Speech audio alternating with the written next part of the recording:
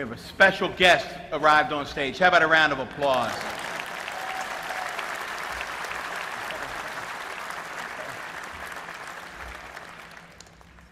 When I got the first note for today's program, in this part of the program, it simply said, Don should say something about Johnny. I wish all school assignments had been that easy. It is indeed a pleasure to introduce the final elected official that we will swear in today. But by now you know the story. John Olszewski is a lifelong resident of the county with deep roots in eastern Baltimore County. He's a graduate of Sparrows Point High and Goucher College. He has a master's degree from George Washington University and a PhD in public policy from UMBC. He began his career as a teacher at Patapsco High, and at the ripe old age of 23, was elected to the Maryland House of Delegates. He was selected unanimously by Democrats and Republicans as the chair of the Baltimore County delegation. He was the youngest person to ever hold that position. While in the House of Delegates, he fought for working families, and he was a leader on such issues as earned sick leave, raising the minimum wage, and he was the key vote securing marriage equality in the state of Maryland.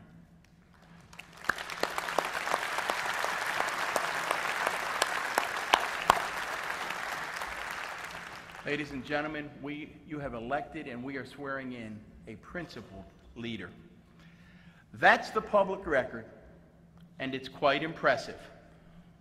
But my relationship with the man that we're about to introduce goes back many years, begins when he was in high school as a member of the Board of Education of Baltimore County, and I was a member of the superintendent's cabinet. I can remember meeting after meeting where we would be talking about Johnny and his leadership at 16 years old. You could see the commitment to public service. He was wise beyond his years. He had a vision and a way of analyzing issues that's just gotten stronger and stronger and stronger over the years. When he was 16 years old, he could envision a better Baltimore County. He saw it all the way back then. He's an elected official today, but the Johnny Olszewski that I know is much more than that. Most importantly, and I think what folks saw over the past 2 years, is that he is a man who has his values in order. It's about his faith, it's about his family, and it's about his friends. Faith, family, friends. He's a husband and he's a dad first. And as I've said repeatedly over the past 2 years, he is simply good people. What an honor to introduce the man who is about to become the 14th county executive in Baltimore County history. Please welcome John Olszewski, Jr.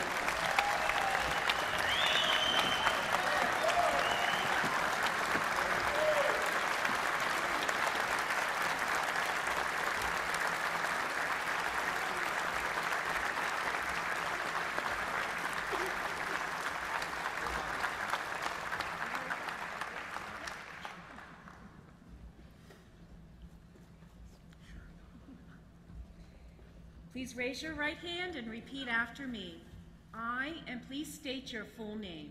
I, John Anthony Olszewski, Jr., do swear that I will support the Constitution of the United States Constitution of the United States, and that I will be faithful and bear true allegiance to the state of Maryland, and support and support the Constitution the Constitution and laws thereof, and laws thereof, and that I will, and that I will, to the best of my skill and judgment, to the best of my skill and judgment, diligently and faithfully, without partiality or prejudice, execute the office of County Executive for Baltimore County, County Executive for Baltimore County, according to the Constitution according to the Constitution and laws of this state. and laws of this state.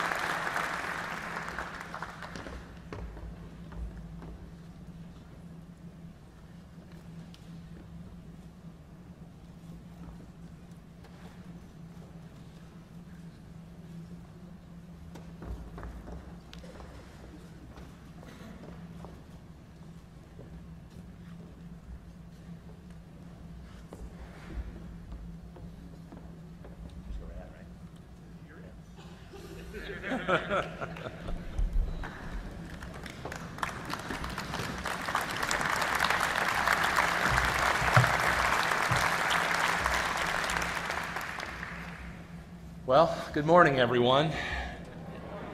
Thank you again to Dr. Schatzel and Towson University for hosting today's ceremonies. And thank you, County Executive Moeller, for your very kind words.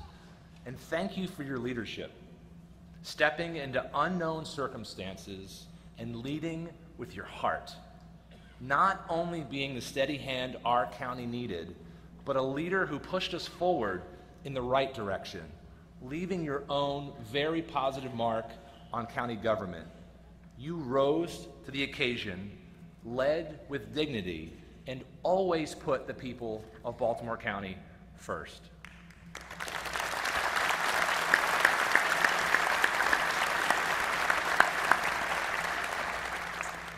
I met my wife right up the road at Goucher College about 15 years ago. Marissa, thank you for joining me on this journey and for all the ways that you challenge me to be a better husband, father, and person. I'm better equipped to handle this job because, as always, I have you standing alongside me.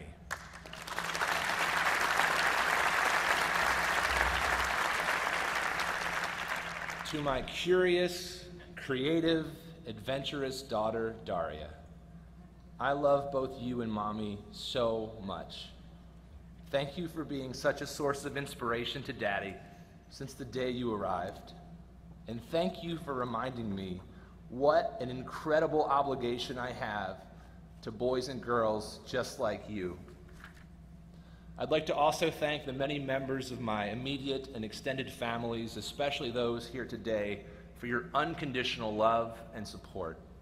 Finally, and most of all, I want to thank the people of Baltimore County for this incredible opportunity.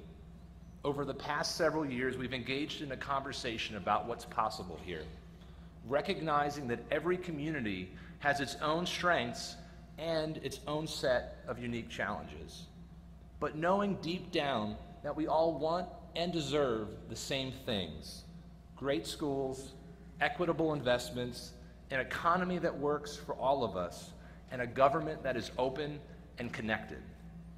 The enormity of making the possible real begins today, and the responsibilities ahead are not lost on me. I'm grateful that you are here as we start this journey to celebrate Baltimore County's future, and I'm honored to be your Baltimore County executive.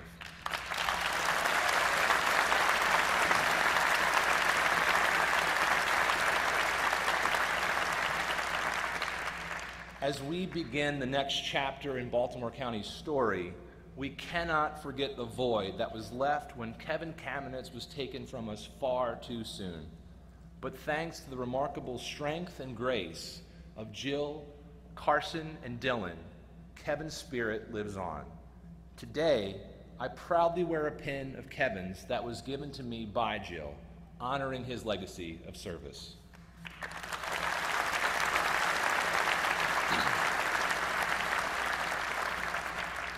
I'd also like to acknowledge and again congratulate the council members, judges, Board of Education members, and everyone else on stage with me today, and to congratulate you again.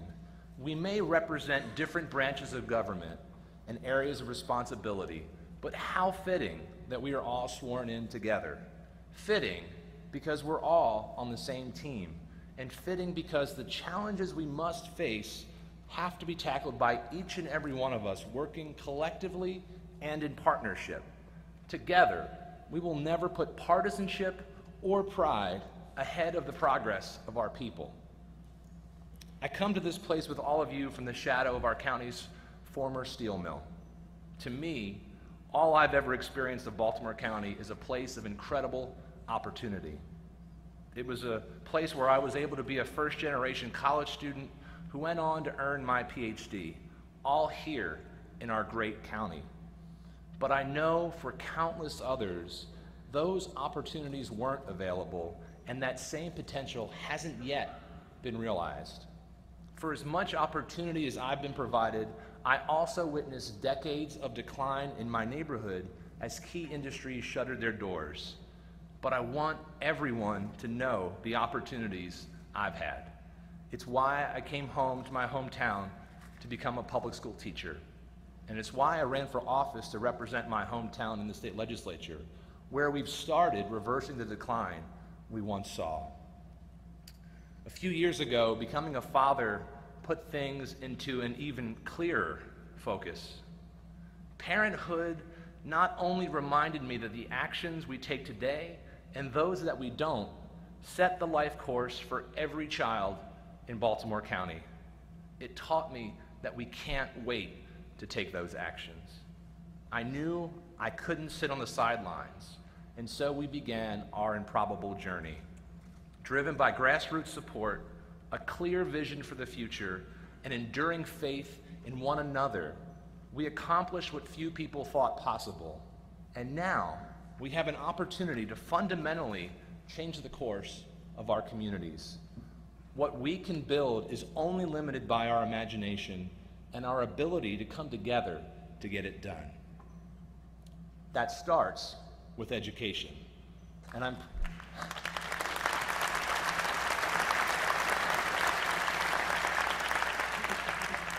proud to stand here as the first teacher elected to this office. My years in the classroom will always drive my decisions, and in everything we'll do, we will ask what is best for our families. It's time to invest more and more thoughtfully in our people and our infrastructure. Decades of research has shown the benefits of early education are clear, and we know that empowering more of our students to graduate from our community college system will grow our middle class.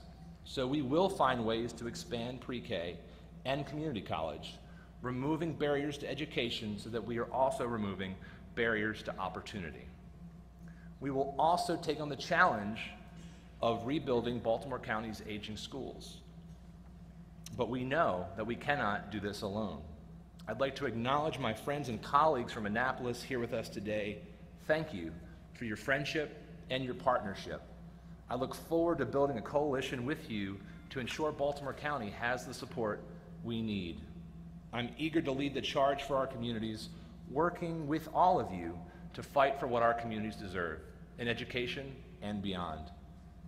Every family in Baltimore County deserves the opportunity to achieve economic stability and security. A robust and dynamic education system is the foundation to that stability, but it's only the beginning.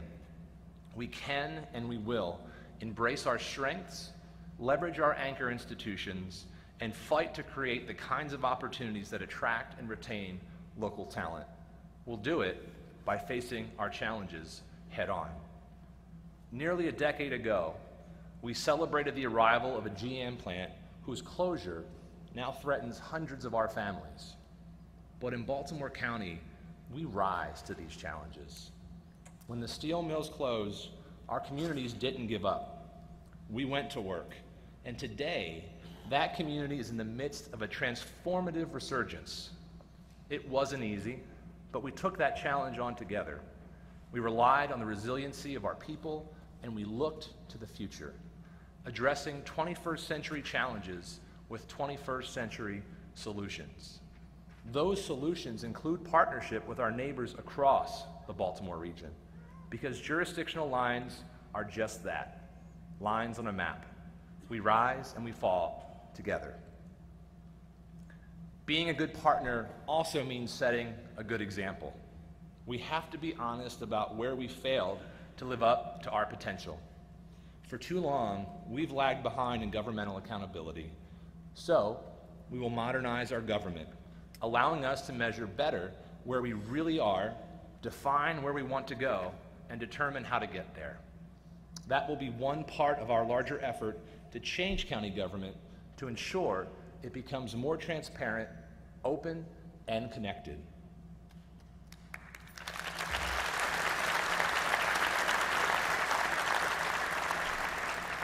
We will start with being more transparent about how taxpayer dollars are spent and what specific impacts they make. We'll do this and so much more because government works best when our people drive the conversation. I look forward to going about this work in collaboration with our esteemed members of the County Council, establishing a new working relationship with them, built on mutual trust, respect, and openness in all that we do. That will be the guiding philosophy of this administration.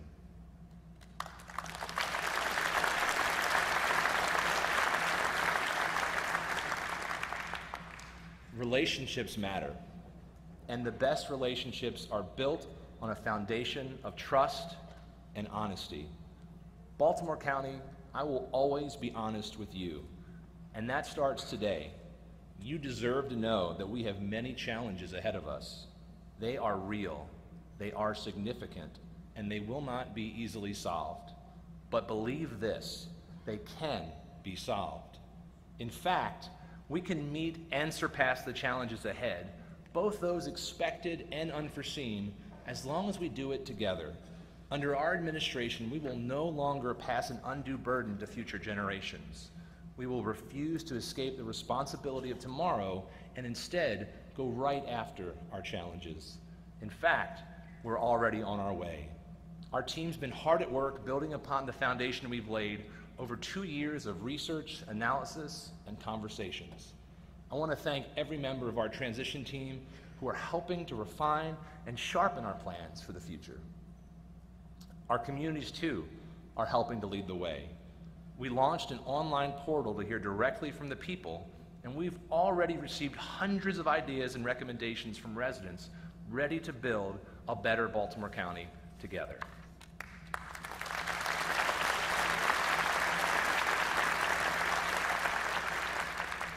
While our transition work continues, I promised to hit the ground running.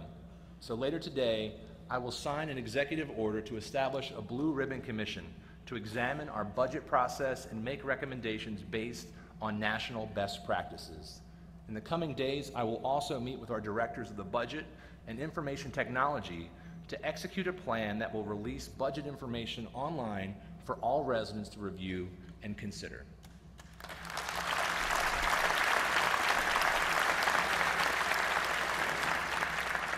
And prior to my first budget, I will work directly with every member of the County Council to host a cabinet and the community meeting so that your government comes directly to you. These are just the first steps towards fulfilling the vision we laid out.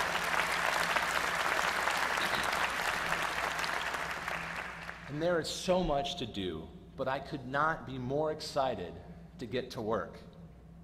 Last night, like so many other parents across our county, Marissa and I tucked our little girl into bed. We read Madeline, and we sang Get Back Up Again from the Trolls movie. It's a really catchy tune. If you never heard it, you should check it out. But as I so often do, I thought about what her future will look like. I know that the future I wish for Daria is the same one you wish for your children, and it's the same wish we have for all of the children across all of our communities.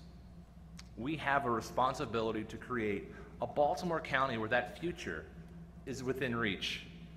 One where our children can go to the college they want or find a trade they're passionate about. One where our children want to stay in or return to Baltimore County to raise families of their own. One where our children can find an affordable home in a neighborhood where they feel safe. One where our children send their kids to our public schools confident they will get the best education regardless of zip code. That future is possible, and we will build it together. Thank you. God bless, and God bless Baltimore County.